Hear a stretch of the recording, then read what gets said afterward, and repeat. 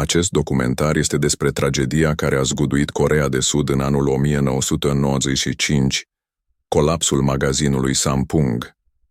Acesta nu este doar un accident, ci o lecție de neuitat despre ignoranță, corupție și neglijență în domeniul construcțiilor. Pe 29 iunie 1995, un colaps devastator a avut loc, lăsând în urmă 502 victime și o națiune întreagă șocată.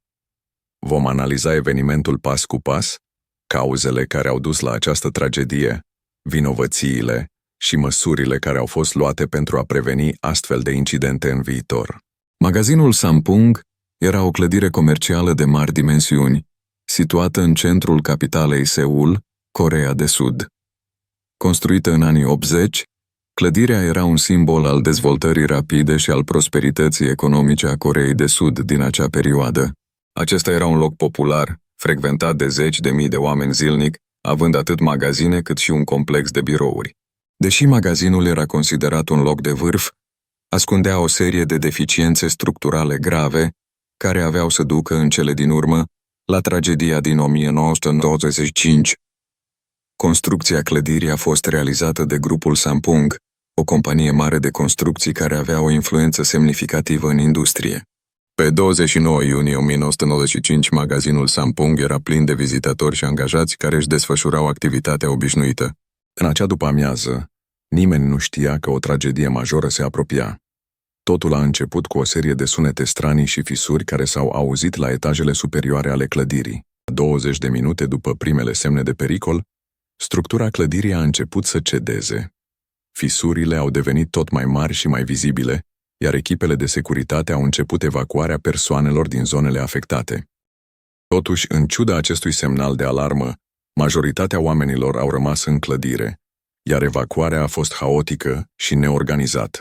A avut loc la aproximativ 40 de minute după ce au început fisurile.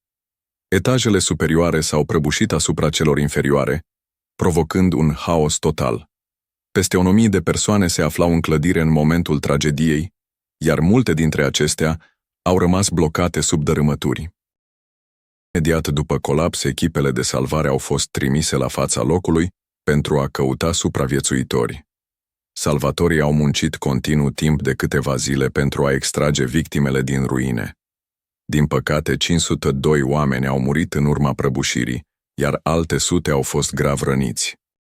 Autoritățile sud-coreene au început rapid o investigație pentru a determina cauzele colapsului, iar operațiunile de salvare au fost monitorizate de mass media națională și internațională. În urma unei investigații amănunțite, au fost identificate mai multe cauze care au dus la prăbușirea clădirii. Acestea includ atât greșeli de construcție, cât și deficiențe majore în procesele de proiectare și întreținere a clădirii. Cele mai importante cauze ale colapsului sunt: una dintre primele greșeli a fost modificarea structurii inițiale a clădirii. Inițial, clădirea era destinată să fie un magazin de 5 etaje cu birouri la etajele superioare. Însă, la cererea dezvoltatorului, clădirea a fost extinsă cu un alt etaj, iar structura inițială nu a fost adaptată corespunzător pentru a susține greutatea suplimentară. În procesul de construcție, au fost folosite materiale de calitate inferioară, iar unele componente structurale, cum ar fi coloanele și grinzile de susținere, nu au fost realizate conform standardelor de siguranță. Una dintre cele mai mari probleme a fost stabilitatea coloanelor principale ale clădirii. Coloanele de susținere ale etajelor superioare nu erau suficient de robuste pentru a face față greutății adăugate de extinderea ulterioară a clădirii. Autoritățile și inginerii care au efectuat inspecțiile și aprobările pentru construcția clădirii au fost acuzați de neglijență și corupție. După colaps, echipele de intervenție au început să ajungă la fața locului la aproximativ 15 minute după ce clădirea s-a prăbușit. Pompierii și salvatorii au început să scotocească printre dărâmături pentru a găsi victimele. Primii supraviețuitori au fost extrași în primele ore, dar numărul acestora a fost relativ scăzut. După o săptămână de muncă continuă, salvatorii nu au mai găsit supraviețuitori. Majoritatea victimelor care ar fi putut fi salvate au fost extrase deja, iar acele care mai rămăseseră sub dărâmături au murit din cauza rănilor sau a lipsei de aer. Dintre cei care au murit, majoritatea erau vizitatori ai magazinului sau angajați. De asemenea, multe dintre victime erau femei și vârstnici, deoarece magazinul era un loc popular pentru cumpărături, iar etajele superioare ale clădirii găzduiau atât magazine cât și birouri. Cea mai mare parte a victimelor au murit din cauza prăbușirii clădirii, fiind strivite de dărâmături. Alte victime au murit din cauza intoxicației cu fum și a lipsei de oxigen, deoarece sistemele de ventilație ale clădirii au fost distruse în timpul colapsului. Vinovăția în urma colapsului magazinului Samsung a fost distribuită între mai mulți actori implicați, inclusiv dezvoltatorii, inginerii, autoritățile de inspecție și conducerea grupului Samsung.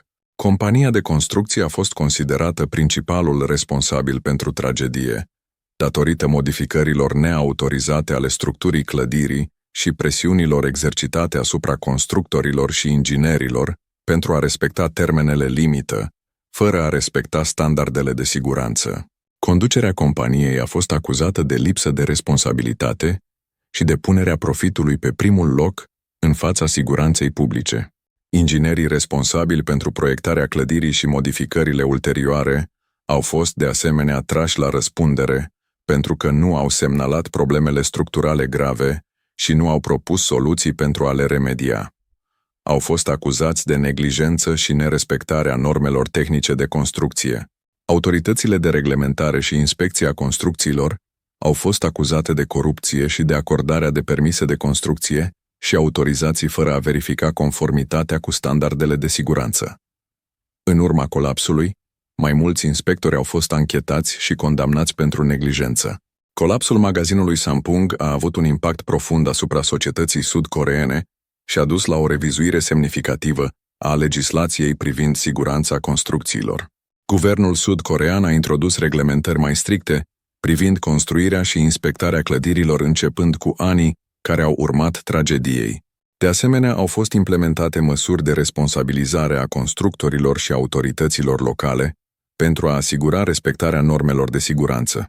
Tragedia a fost o lecție amară despre importanța respectării standardelor de construcție și despre consecințele corupției și neglijenței în domeniul construcțiilor. Mulțumim că ați vizionat acest documentar. Dacă doriți să aflați mai multe despre astfel de tragedii și lecțiile învățate din ele, abonați-vă la canalul nostru și activați notificările pentru a nu rata următoarele episoade. Lăsați un comentariu pentru a împărtăși gândurile voastre despre acest incident și despre importanța respectării siguranței în construcții. Până data viitoare, rămâneți în siguranță și nu uitați să apreciați fiecare zi, învățând din trecut pentru a construi un viitor mai sigur.